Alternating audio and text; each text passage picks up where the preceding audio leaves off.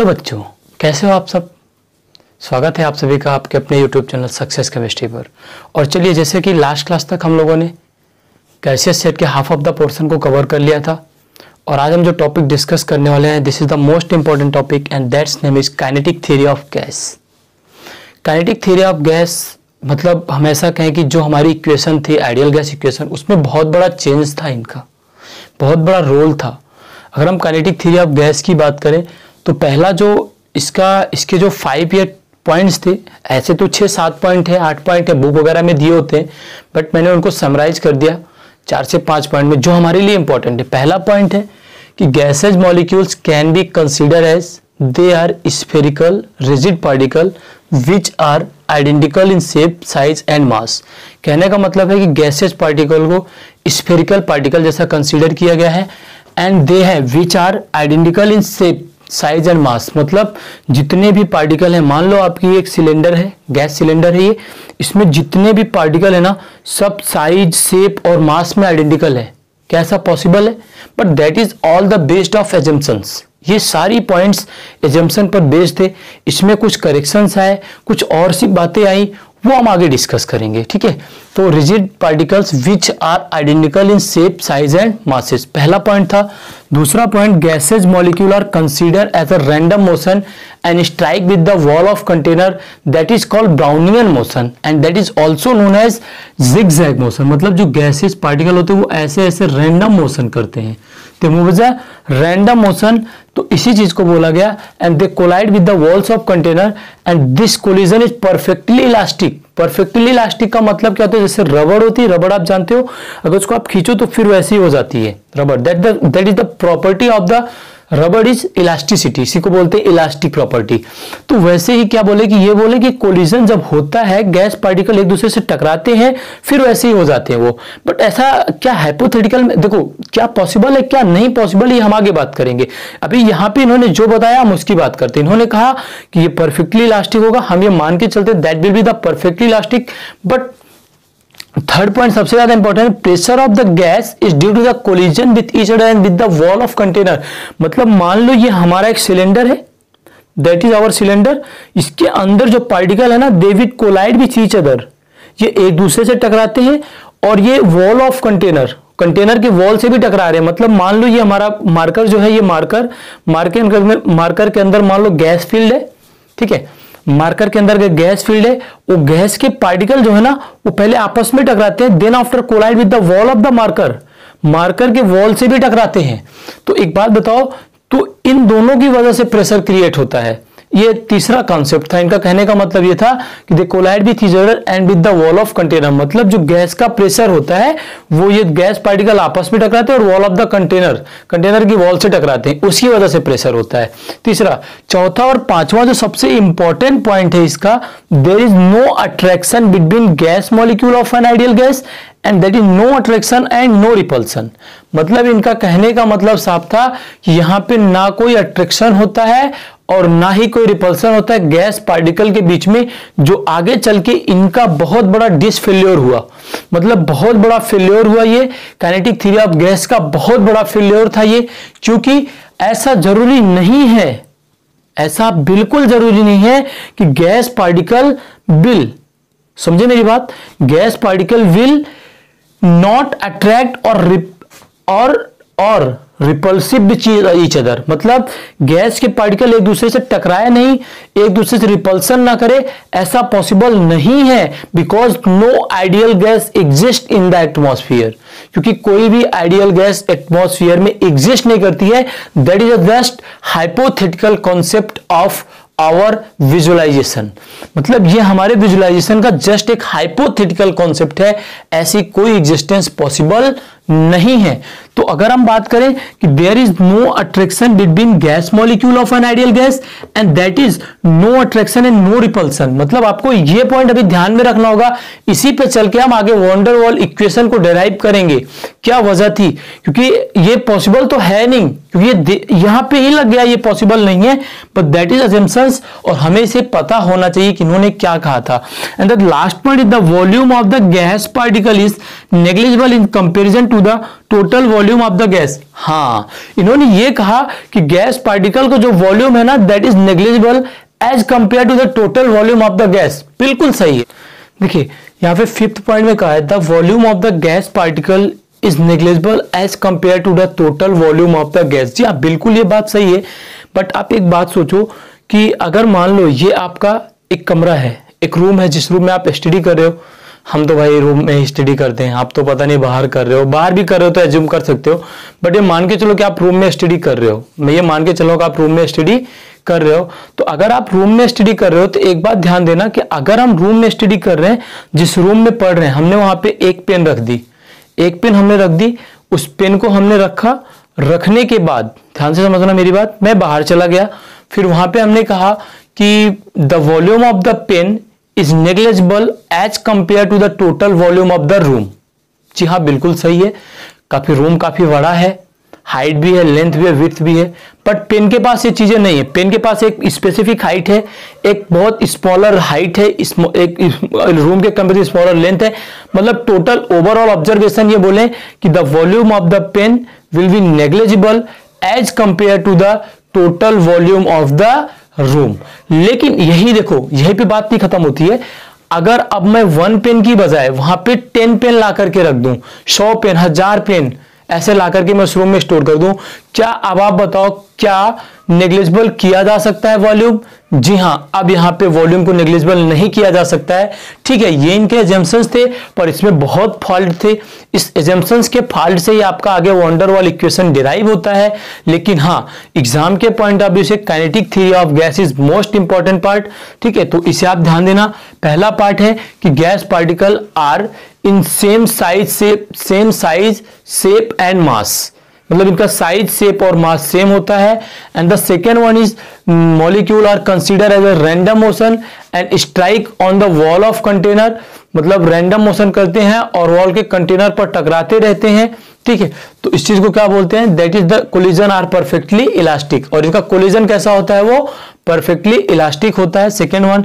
And third, the pressure of the gas is due to the collision with each other and with the wall of container, मतलब जो इनका pressure होता है वो wall पे एक दूसरे के कोलाइड करने की वजह से और आपस में कोलाइड करने की वजह से होता है। फोर्थ पॉइंट आपको पता है एकदम आसानी से, अभी मैंने आपको समझाया कि इनके बीच कोई भी अट्रैक्शन और कोई रिपल्सन नहीं होता है, but there is no ideal gas possible in the environment. But ठीक है, इन्होंने माना है तो हम मान के चलते हैं, क्योंकि यहीं से असली रियल गैस की स्टार्टिंग होती है। रियल गैस की स्टडी कहां से आती है? आइडियल गैस इसी काइनेटिक थ्योरी से आती है। ठीक है, इसके बाद फिफ्थ पॉइंट है कि volume of the gas particle negligible as compared to the total volume of the gas, मतलब टोटल वॉल्यूम के कंपैरिजन में गैस पार्टिकल का वॉल्यूम नेग्लिजिबल होता है। ठीक है, तो आप इस सारे पॉइंट को नोट कर लीजिए, फिर हम बात करते हैं kinetic equation of the gas की।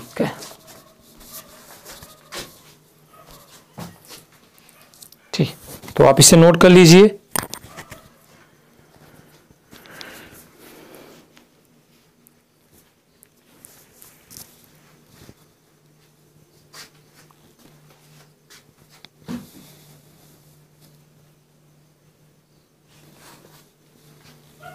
चलिए बात करते हैं अपने सबसे इंपॉर्टेंट पॉइंट पे, और मैं मानता हूँ आप लोग काफ़ी अच्छे होंगे, काफ़ी अच्छे से स्टडी कर रहे होंगे। ठीक है, तो अच्छे से पढ़िए और कोई भी डाउट होता है आप हमसे कमेंट बॉक्स में ज़रूर पूछिए। चलिए आइए बात करते हैं kinetic equation of the gas.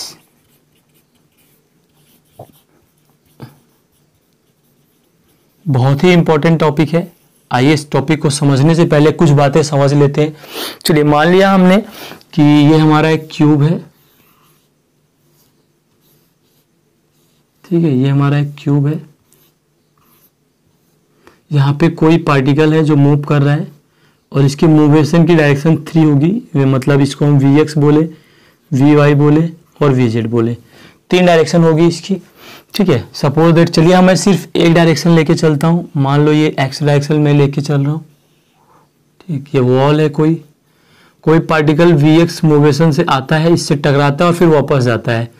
तो देखिए, जब ये किसी वॉल से टकराएगा और वापस जाएगा तो 2 बातें होंगी। पहला, मोमेंटम विल बी कंजर्व। तो आपको क्या ध्यान देना है? Momentum will be conserve, momentum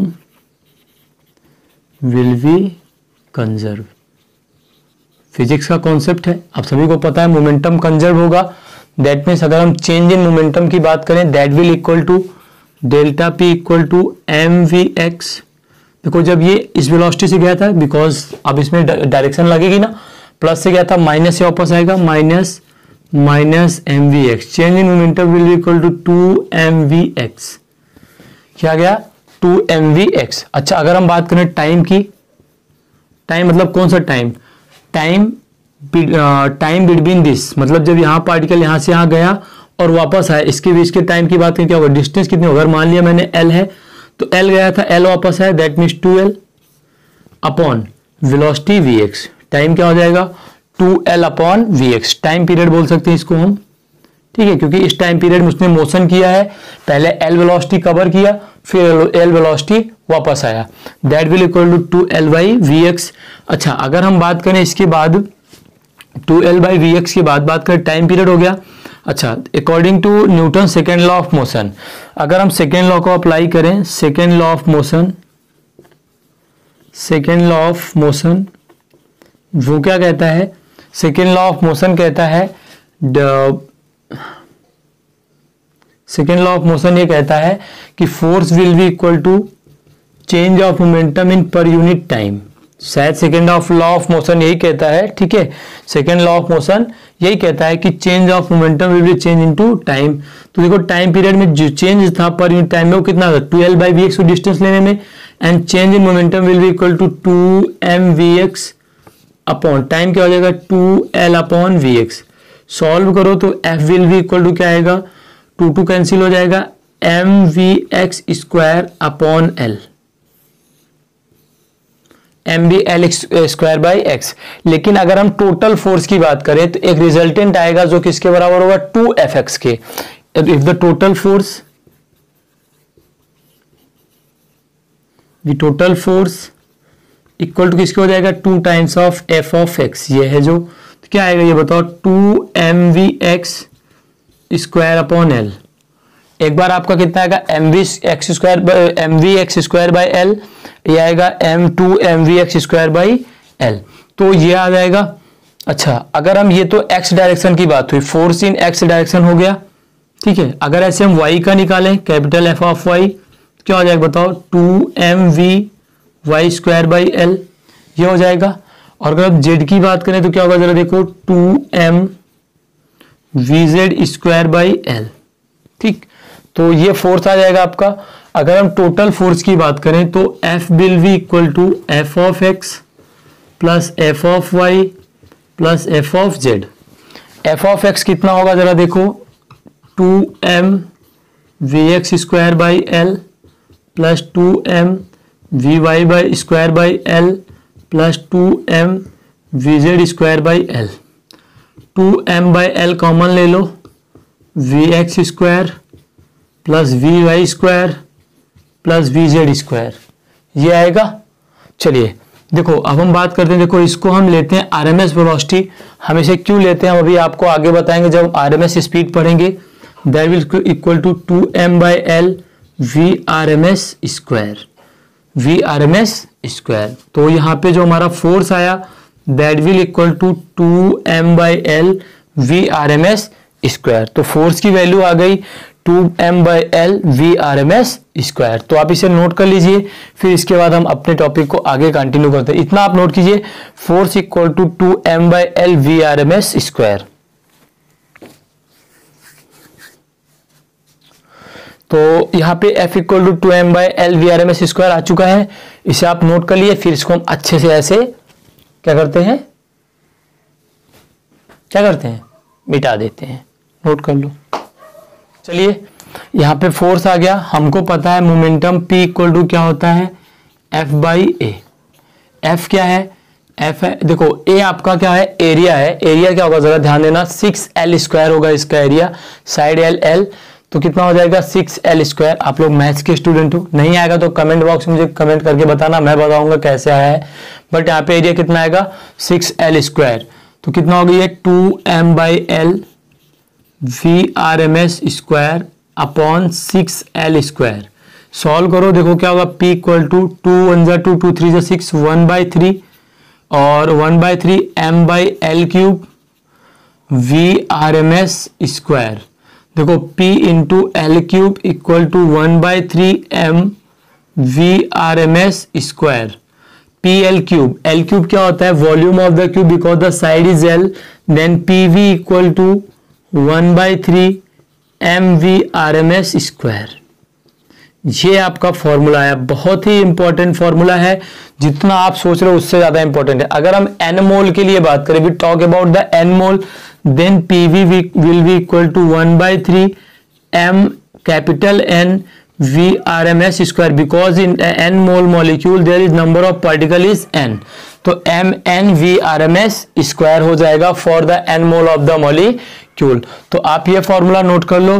फिर इसके बाद हम एक और इंपॉर्टेंट फॉर्मूले की इस पर डेरिवेशन करते हैं, ठीक है, ये आप नोट कर लो। तो ये बहुत ही इंपॉर्टेंट फॉर्मूला है, PV equal to 1/3 mn VRMS square.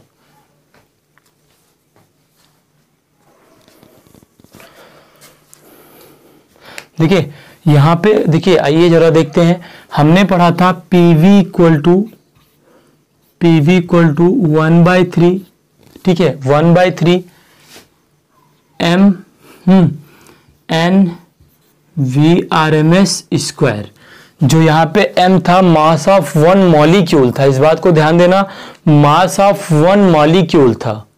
One molecule नहीं होगा तो यहाँ पे फॉर्मूले में आपको मोल के अकॉर्डिंग फिर वैल्यू पुट करनी पड़ेगी। तो यहाँ पे क्या था? मास ऑफ वन मॉलिक्यूल, तो ये था। अच्छा, अगर हम बात करें टाइप्स ऑफ मॉलिक्यूलर स्पीड की, क्या टाइप्स ऑफ मॉलिक्यूलर स्पीड की,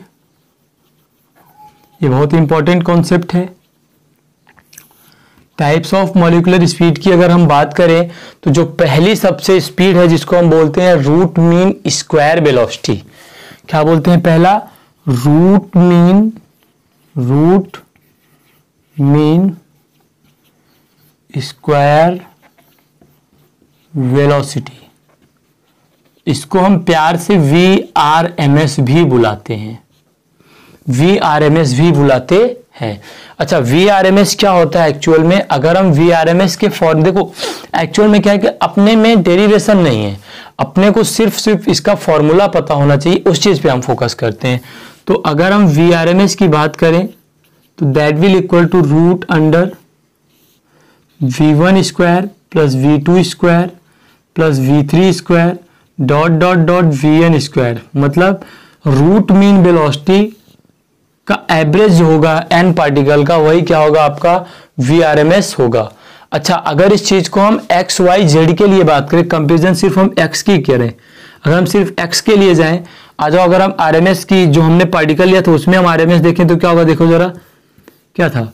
Vx square plus Vy square and plus VZ square, ये था अपॉन, ये एक ही पार्टिकल का तो है जो हमने लिया था अभी कुछ देर पहले in the derivation of kinetic equation of the gas.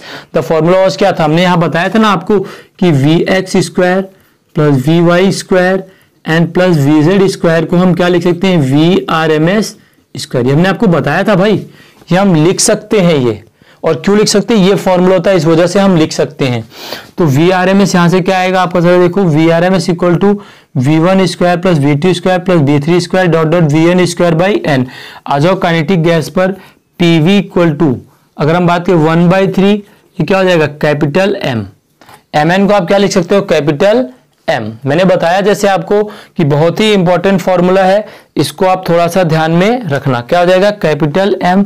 क्योंकि देखो एक्चुअल में क्या है, देखो ऐसे आप डायरेक्ट मत लिखो, आप एक काम करो, ऐसे समझो, लिखो 1 mole of A gas, 1 mole of A gas, 1 mole of gas, capital N क्या हो जाएगा? Na हो जाएगा। भाई एक मोल गैस में नंबर ऑफ पार्टिकल Na के, एवोगैड्रो नंबर के, ठीक है, चलिए। अच्छा, मास of one gas molecule, mass of one gas molecule, अगर एक गैस मॉलिक्यूल के मास की बात करें वो कितना होगा जरा बताना? हाँ, ये होगा इसका molar mass. Mass of one gas molecule that will equal to this molar mass. अगर एक गैस मॉलिक्यूल की बात करें तो होगा मोलर मास। दैट मीन्स अगर जो हमारा फॉर्मूला था PV equal to 1/3 mna VRMS², इसको हम लिख सकते हैं 1/3 mVRMS²। तो PV 3PV/m इक्वल टू आ जाएगा VRMS का रूट। ये एक बात देखो, हम आपको बताते हैं PV इक्वल टू होता है nRT, 1 मोल है तो PV इक्वल टू हो जाएगा RT। तो PV will be replaced by RT because the formula always come in the form of RT. Then VRMS will be equal to root under 3 RT by capital M. This one is the most important formula. तो VRMS की value क्या आ गई, √3 RT by M। ये आप note कर लो। और दूसरा हमारा फॉर्मूला है U velocity of average. Average velocity क्या होती है, इसको आप नोट कर लो। VRMS सबसे ज्यादा इंपॉर्टेंट है, √3 RT by M। अच्छा, अगर एवरेज की बात करें मैथमेटिकल कॉन्सेप्ट में, अगर हमारे पास 10 नंबर है, 10 नंबर का एवरेज निकालना है तो सारी वेलोसिटी का sum divide by n। Same concept यहां पे होता है, V average equal to V1 plus V2 plus V3 dot dot dot Vn upon n। Actual में जब इस फॉर्मूले को हम सॉल्व करते हैं, that will equal to V average equal to क्या हो जाएगा, जरा बताओ। हाँ बोलो बोलो बोलो, अरे कुछ तो बोलो। अरे नहीं पता है, मैं बता देता हूं। यहां पे डेरिवेशन इंपॉर्टेंट नहीं है, 8 RT by pi m, ये एवरेज का फॉर्मूला होता है। वेलोसिटी ऑफ एवरेज का फॉर्मूला आपका क्या होता है, √8 RT by pi m। तो आप ये दोनों फॉर्मूले नोट कर लो। फिर एक और अपनी वेलोसिटी रह जाती है जिसका नाम है मोस्ट प्रोबेबल, उसे हम डिस्कस कर लेते हैं। नोट कर लो। तो छाप लेना, अच्छे से छापना, बिल्कुल एकदम बिंदास तरीके से छापो, क्योंकि हम तो खड़े हैं। छापो, फिर हम इसको अच्छे से छाप देते हैं ऐसे। चलिए, तो यहां पे हमने VRMS को देखा और U एवरेज, दो वेलोसिटी को देखा। VRMS की value √3 RT by m, V average की value √8 RT by pi m आया। अच्छा, अगर हम मोस्ट प्रोबेबल की बात करें, ध्यान देना, मोस्ट प्रोबेबल मतलब ये भी एक वेलोसिटी होती है। कहां से आता है, ये अपने डेरिवेशन में सिर्फ हमको वेलोसिटी पढ़ना है, एक्चुअल में क्या होती है। तो थर्ड वन है अपना मोस्ट प्रोबेबल। तो मोस्ट प्रोबेबल का फॉर्मूला होता है root of 2 RT by m, √2 RT by m। मतलब हमारे पास तीन फॉर्मूले निकल के आए, एक RMS, एक V एवरेज, एक मोस्ट प्रोबेबल। अब क्या होता है, कभी कभी एग्जाम में यहां से पूछता है, क्वेश्चन पूछता है कि अगर इनमें से किसकी वैल्यू ज्यादा होगी। अब देखो, अगर हम वैल्यू ज्यादा की बात करें तो हमने तीन फॉर्मूले को पढ़ा। पहला हमने पढ़ा VRMS equal to √3 RT by m। दूसरा हमने पढ़ा V average equal to √8 RT by pi m। तीसरा हमने पढ़ा V most probable equal to √2 RT by m। अब एग्जाम में क्या करता है पता है आपको, एग्जाम में यहाँ से रेशियो पूछता है क्वेश्चन के। यहाँ पे एग्जाम में क्या पूछता है, इनके रेशियो से क्वेश्चन पूछता है। जब इनके रेशियो के क्वेश्चन की बात करते हैं तो सबसे बड़ा प्रॉब्लम कहाँ पे आता है, जरा देखो। अगर हम रेशियो निकालने जाएं तो देखो रेशियो कैसा आएगा, VR लेता हूँ मैं, इसे VA लेता हूँ और इसे VM लेता हूँ। क्या होगा था, देखो √3 RT by m, √8 RT by pi m, √2 RT by m। RT by m cancel हो जाएगा, RT by m कैंसिल कर दो तो देखो क्या आएगा, √3 = √8 by pi, ये आएगा √2। ठीक है, सॉल्व करोगे देखो √3 1.732 के आसपास ये वैल्यू आएगी, और ये वैल्यू कुछ आपका 1.6 समथिंग जो भी आए, मेरा मैटर ही नहीं इसे सॉल्व करना। ठीक है, फिर भी मैं इसे सॉल्व कर रहा हूँ। रेशियो के केस में हम क्या करते हैं, जो सबसे स्मॉलेस्ट वैल्यू थी इससे डिवाइड करते हैं, कर दो इससे डिवाइड तो क्या आएगा, जरा देखो, ये आपका लगभग आ जाएगा 1.32 के आसपास या 1.23 आएगा, और ये आपका आएगा 1.08। मैं अभी भी कह रहा हूँ मेरा मोटिव ही नहीं है इसे सॉल्व करना, बट मैं फिर भी आपको दिखाना चाहता हूँ कि इतनी कॉम्प्लिकेशन आ सकती है।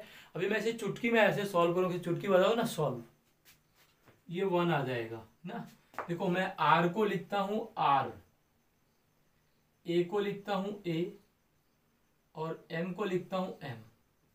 तो आप सभी को पता होगा आपके प्यारे भगवान श्री राम आ चुके हैं और दिवाली का मौसम भी आने वाला है। हाँ, राम जी आ गए धूम मचाने। आइए, आर का मतलब ये हो कि जो रूट मीन स्क्वायर वेलोसिटी है, ए का मतलब एवरेज, एम का मतलब मोस्ट प्रोबेबल। दैट मीन्स जो रूट मीन स्क्वायर वेलोसिटी है that will be the maximum. जो रूट मीन स्क्वायर वेलोसिटी है वो मैक्सिमम होगी, दैट मीन्स 1.23, ये सबसे ज्यादा होगी। Then after average velocity and then after M. मेरी बात समझ के आप? तो रूट, अब ध्यान देना, अब आपको एग्जाम में कैसे पूछ सकते हैं, वो आपको घुमा सकता है। एम को इधर कर देगा, ए को इधर कर देगा, आर को कहीं यहां कर देगा, रमा कर देगा। आपको कुछ नहीं खोजना है। मान लो मैंने कोई भी वैल्यू दे दी, रैंडम वैल्यू मान लो मैंने चूज कर लिया, मैंने बोला which option is correct for root mean mean most probable and average. मैंने वैल्यू दे दिया 1.23, सपोज दैट 1.08, एक ऑप्शन ये दे दिया। ठीक है, फिर आपको देखना है जो स्टेटमेंट ऊपर बोलेगा उसी से आपको राम को मैच कराना है बस, कि राम का मतलब आर कहां पे है, ए कहां पे, एम का। अगर मैं इसमें ढूंढने जाऊं तो यहाँ पे आर आएगा, यहाँ पे ये ए आएगा, यहाँ पे एम आएगा। यही ऊपर जो सीक्वेंस पूछा होगा उसी सीक्वेंस को इससे मैच करा दो, बस आंसर आ जाएगा। ठीक है, तो राम को याद रखना और एक क्वेश्चन नोट करना। Temperature at which VRMS speed of oxygen या VRMS speed of oxygen is that equal to VRMS speed of neon। देखो ये क्वेश्चन आपसे पूछा है, हमको पता है VRMS इक्वल टू होता है √3RT/m। तो यहाँ पे 3R तो कांस्टेंट है, तो VRMS is directly proportional to √T/m। That means that will equal to, VRMS O2 है और NE है, दैट विल इक्वल टू क्या हो जाएगा जरा देखो, ये आपका हो जाएगा, मैं बोलता हूँ इसलिए हो जाएगा VRMS O2/NE हो जाएगा। तो यहाँ पे आ जाएगा TO2 और MNE upon TNE into MO2। ये वैल्यू आपकी 1 हो जाएगी और इक्वल टू, ये देखो अगर मैं इस वैल्यू को पुट करूं तो क्या आएगा जरा देखो, TO2 की वैल्यू आपको दिया, बताना है ये, मान लो T है इंटू MNE कितना 20 अपॉन TNE कितना जरा देखो 300 केल्विन इंटू ऑक्सीजन का कितना है 32।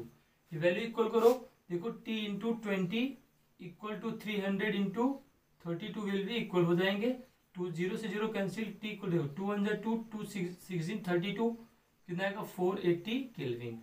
तो 480 केल्विन पर दोनों की RMS वेलोसिटी इक्वल होगी। ये क्वेश्चन था आपका। ठीक है, तो फिर ठीक है, आज हम यहीं तक करते हैं, इसके बाद हम नेक्स्ट टर्न पे कंटिन्यू करेंगे।